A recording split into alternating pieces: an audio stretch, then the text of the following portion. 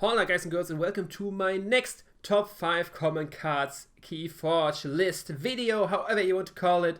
And yeah, I'm focusing here on the top 5 cards in each house, and I'm focusing only on the common cards. I decided to do that since the common cards are the ones you're going to see the most in decks. Of course, it depends a little bit on the set. Some cards are not in every set, but these are the cards you're going to see the most in every deck, even multiple copies of potentially. And yeah, that's why these are the cards I think you have to look at the most in decks, especially in like sealed events, something like that. These are the biggest portion of your decks are going to consist of these cards. So I want to show you what, in my opinion, these 5 are. Like I already said, it's my own opinion. It's like what I gathered from experience playing with them and against them. If you disagree with the list, happy to put your list in the comments as well. If you disagree with me, or I forgot something, or I misplaced something, let me know in the comments. I love to have discussions about stuff like this. But let's hop right into this video, and like as the title and thumbnail already suggests, this time we are going to talk about this, and this was pretty hard. Like, I don't know when I will, in which order I will upload them, but last I did Brobner.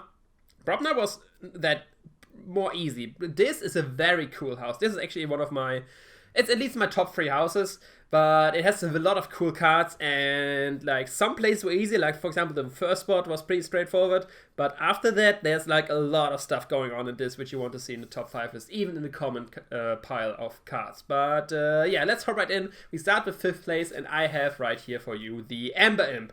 Ember Imp is of course a nice creature introduced in Call of the Archons with 2 power. Your opponent cannot play more than 2 cards each turn. This card is the embodiment of what this is. Disruptive. It is such a nice disruptive effect on the creature, slowing your opponent down tremendously, and they have to get rid of this creature fast, or you're just going to run away with the game, because you of course are able to play as many cards as you want while the opponent is locked into 2 cards. This is especially useful if your opponent doesn't have really a board presence currently, and you can protect this for multiple rounds, and you can just play it and it stays on the board. It's super easy to run away with the game.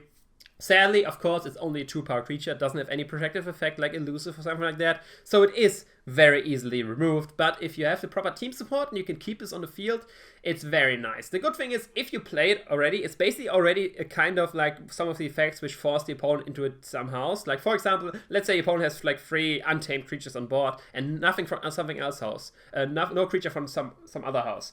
You just play this card out there, and the opponent is so inclined to just call Untamed again, just to get rid of this thing, because he knows if I call a different house, I'm just going to be able to play 2 cards. This card is going to stay around for another turn. I'm, again, just going to be able to play 2 cards. Of course, barring he has some action cards which deal 2 damage. But yeah, the easiest way, of course, to get rid of this thing is with creatures. And if opponent only has creatures from 1 house on the field, it's very likely they're going to call that again just to get rid of this Ember Imp. So yeah, that's why I put it on my number 5 spot, just because it's so disruptive. If this thing would have been a little bit stronger or had like some protective effect, this spin card would have been insane. But as it is, of course, I think it's fine. And yeah, very nice addition to your deck. Next on place number 4, we have another counter card from this, and this is none other than Arise. Arise is a very strong card. It's so strong that it gives you a chain as well, which makes sense. And yeah, it's an action card in which you choose a house, and then you turn each creature of that house from a discard pile to your hand. What the most efficient way to use this usually is just by calling Disc. Get all the Disc creatures you played throughout the game in your hand, then play them out on the field and have them out of your hand again. Because obviously, if you call a different house, you will get all the creatures back, but you're not going to be able to play them like in the same turn. They will be stuck in your hand at least till the next turn. But that's why I put it on number 4 spot.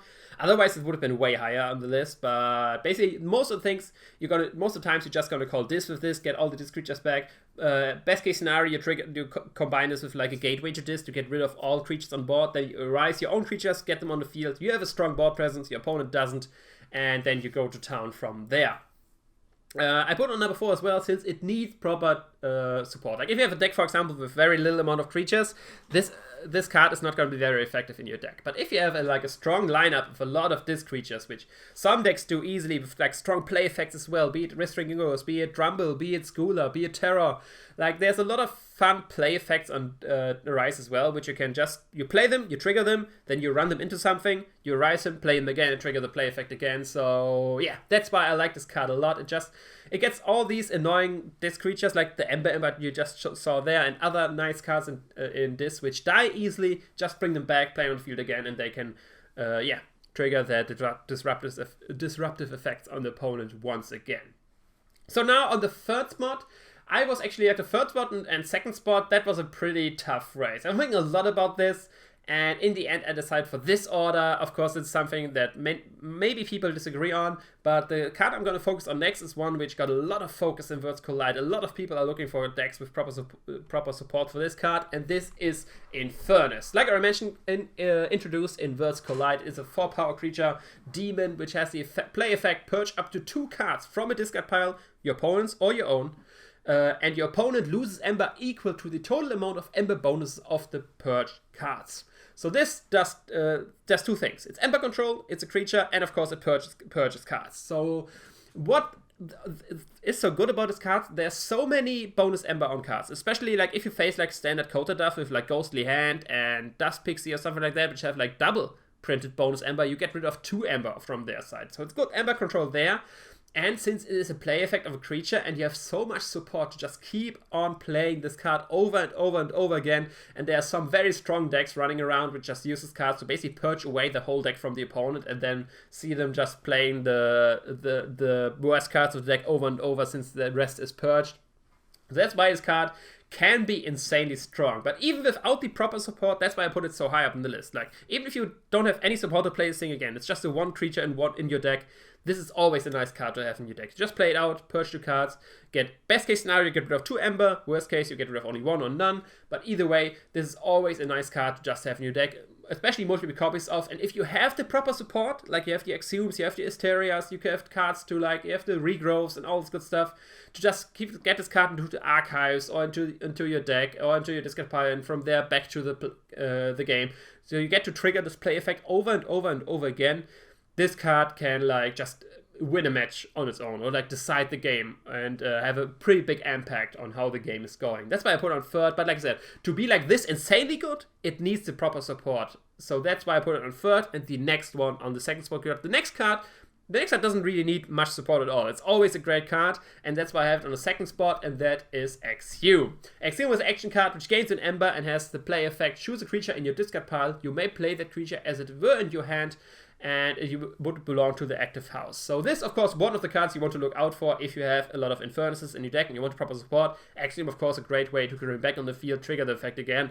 But Axiom, even without Infernus, this is a great card because you can choose any creature, doesn't have to be from this, just get it on the board and you get to trigger the play effect as well. So this can work with a lot of strong play effects from creatures from other houses as well.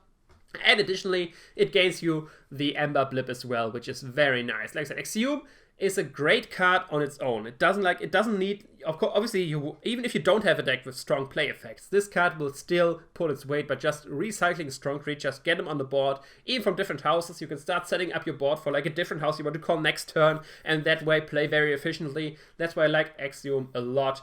And yeah, just the bonus Ember as well just helps you a lot, of course, because yeah, bonus Ember is always nice. It sometimes is the deciding Ember between winning and losing, and additionally you get to get a creature back from the discard pile. So obviously this card is like a Rise, better in the late game than in the early game, because in late game, of course, you have a bigger discard pile, you can choose more creatures, you have more options to choose from, and with that more variety on how you're going to use your Axiom. But that's basically the main reason I brought it over Infernus. Since like Infernus can be insanely strong with the proper support, Axiom doesn't need it. Axiom can very good with proper support as well, but even without proper support, it's still a good card. And even Infernus, it's better than Infernus with no support. That's basically what I want to say. So yeah, that's why I have Axiom on second place. And yeah, the first spot, that was pretty easy. I think no one can disagree that this is the first spot on the diss list. And yeah, I put this there quickly, and then the other spots were a bit more difficult. And that is none other than Control the Weak. Probably it's my favorite card in the game, I think. It's one of the best cards in the game as well. Gives you an Ember. It is a common card. You can actually have multiple copies of this in one deck, which is insane. If you look at the fact, choose a house on your opponent's identity card. Your opponent must choose that house as the active house next turn. With that, you can be so disruptive for the opponent. And of course, you can get the best case scenario in which your opponent has no card from the chosen house in their hand, nothing on the field as well. You just play this card out, get your Ember, the opponent has a dead turn, and you are up again. And if you have multiple copies of this, and you can just keep playing and playing and playing, and your opponent never gets to play something at least for like 2 to 3 turns, or like very little cards, it's very nice. And the good thing is, in Keyforge, it's very easy to just check like which are the houses which the opponent has most likely least amount of cards of. You just have to check the board, you check the discard power of the opponent, which is legal, you can check the artifacts and just count. You know, every deck has 12 cards of each house, so if you see, like he played already, I don't know, he played already 12 cards of that, he already played 8 cards of that, he only played 4 cards of that, most likely he's going to have like the third house in the hand, so you not choose that, you just choose something different. And you can easily deduce, like, what is the worst house for the opponent, and that's why this card is so powerful, because you just get to decide for your opponent how the turn is going out. You can like go both ways. You like, maybe your opponent has a strong board, you don't want to play him there to like protect creatures you have on board, you play it, don't choose something else, he has no creatures on board, for example, or you like don't want your opponent to play new cards and draw new cards for that, so you just choose a house there. Control the Weak, without the doubt, one of the strongest cards in the game, and it is common as well, so you can have multiple copies of it, which is insane. Like triple Control the Weak decks can be so good, even double, and even one of them. Like Control the Weak, like I said, one of my favorite cards, and it can be, to be fair, it can be very frustrating for your opponent, like, because there's nothing worse than like not allowing your opponent to play, because that's what Keyforge is about. Even if you're not doing well, you at least want to play the game. But this card just refuses. Like, no, you're not playing this turn. And it has the potential to do that, at least. And yeah, that's why I have it on the first spot. But these are my top 5 best common cards in the house. This, of course, like I mentioned, let me know in the comments, what would your top 5 look like?